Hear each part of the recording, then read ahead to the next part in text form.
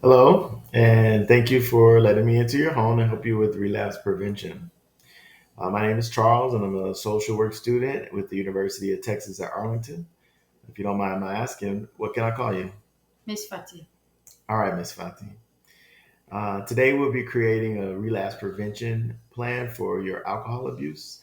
I hope that we can cover the following aspects of your recovery. First, we will assess your history of use for alcohol. We'll determine signs that could lead to relapse and develop an action plan for each one. And third, we will develop a step by step plan that will outline what will happen if you do relapse or come really close to feeling having a drink. At any point during this, please don't hesitate to check in and ask a question if you don't understand what I'm saying. Okay. And I'll try to check in with you as well throughout the process. So, you ready to begin? Yes, sir. All right. Do you mind if I ask you some questions about your alcohol use? No problem. You can. Okay. Um, was there a certain time in your life where you were more prone to use alcohol? Yes. When was this? That was about 7 months ago. I was depressed with schoolwork. Um, I said school and then working at the same time, two jobs. It was too much for me. And all I was thinking is when I come home, if I take alcohol, it makes me feel better so I can go to sleep. Okay. Did any specific people factor into the times when you found yourself having to drink alcohol every day after work? No, really.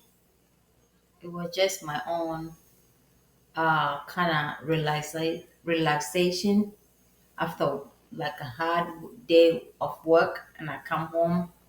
I just feel like just having a beer or two and it kind of relaxes me and I go to sleep. Okay.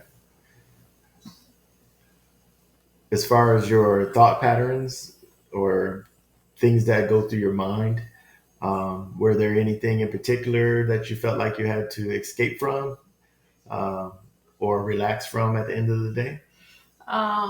With me, I think after a beer or two, I kind of forget about the bills.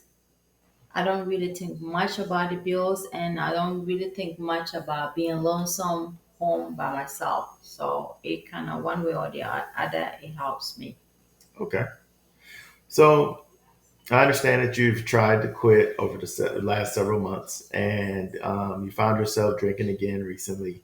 Are you at the same levels that you were before, or do you find yourself drinking more? I would say same level, more. Oh, okay, great, great, great, great.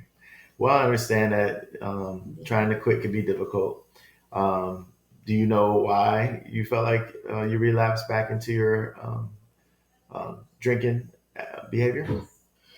Um, I'm thinking maybe depression is getting like more too much work at work, and then when you come home, being lonesome, being home by yourself. So all you think is, let me just open the refrigerator and get me a beer or two. Okay, so that kind of brings us into the area of signs that lead to relapse. Um, so do you feel like you can detect any warning signs that would kind of note that you'd be feeling like you're about to continue to start to drink again? I would just say maybe when I'm depressed, I really feel like drinking. Yeah. And then sometimes when you're watching commercials on TV and then you see beer, people serving beer or people drinking, socializing with beer, you feel like drinking. Okay, so I understand what you're saying is that realistically, it sounds like depression and social isolation might be factors that put drinking on your mind.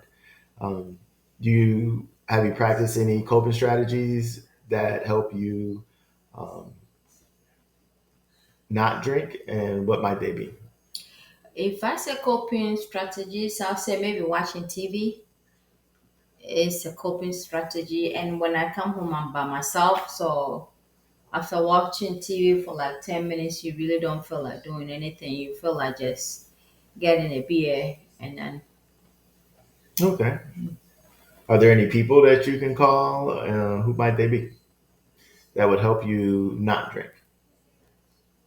I would say my boyfriend helps me a lot.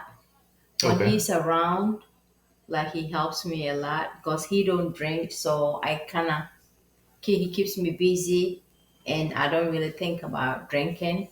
But if he's not around when he's busy at work, it makes me when I come home I just feel like drinking. Okay. So,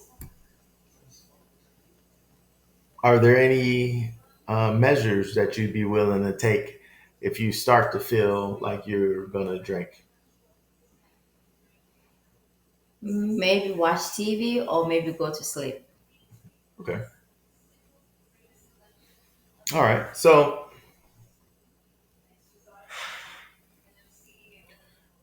let's take a moment to work out some of the things that will hold off your depression and some of that social isolation.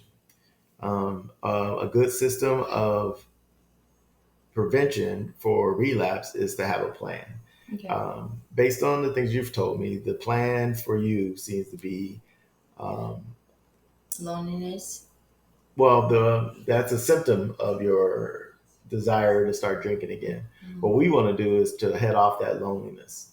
So the loneliness aspect, what could you do to hold off that loneliness at the end of the day after work? I would say I have to see my boyfriend more often. Okay. All right, that's definitely going to help. So when you get to the area of wanting to take another drink, would he be available anytime, day or night, to give a call to in order to help you with some of that lonely feeling? He do help a lot when he's not working. He do help a lot. He comes around and like we hang out together and do things together. So it makes my mind off the app like drinking. But most of the time he's always working. So Well, I, is there another person in your life that you might be able to call when you can't reach him? I'm antisocial. So Do you have any children? yes, Oh, would you be able to call one of your children? Are they adults? yes.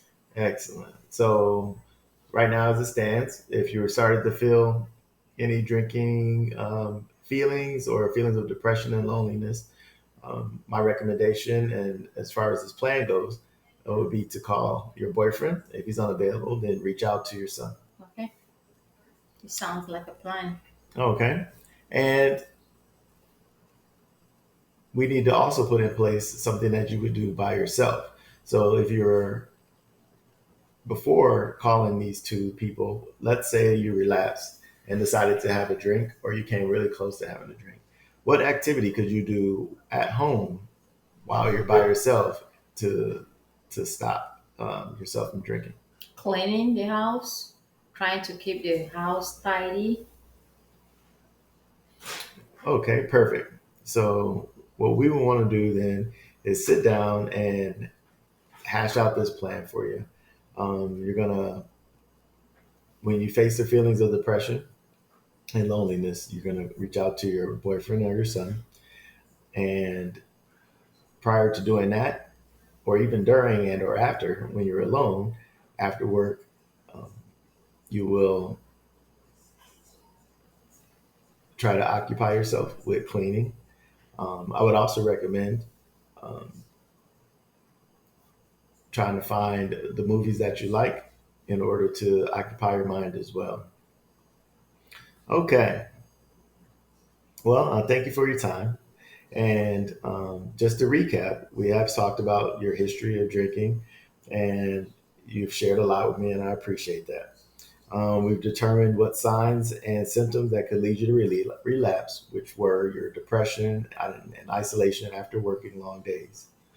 Um, we developed measures that you would use if you were to relapse or come close to relapse, which were to rely on your social support system in your boyfriend or your son, and also your personal ability to occupy your mind by cleaning and potentially finding something to occupy yourself while watching a movie. Is there anything else that I can do with you or for you? No, thank you. I appreciate that.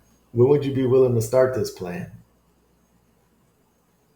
Anytime soon. Okay, perfect. Well, today's Sunday, so no time like the present. When was the last time you felt like you had the urge to drink? About 3 days ago. Excellent. So, what I would ask is that at this point, if you have any future urges and you're having trouble, please don't hesitate to contact me or your boyfriend or your son and try to put those coping skills into play. Okay. All right. Thank you for your time. You're welcome. You have a good day. Thank you.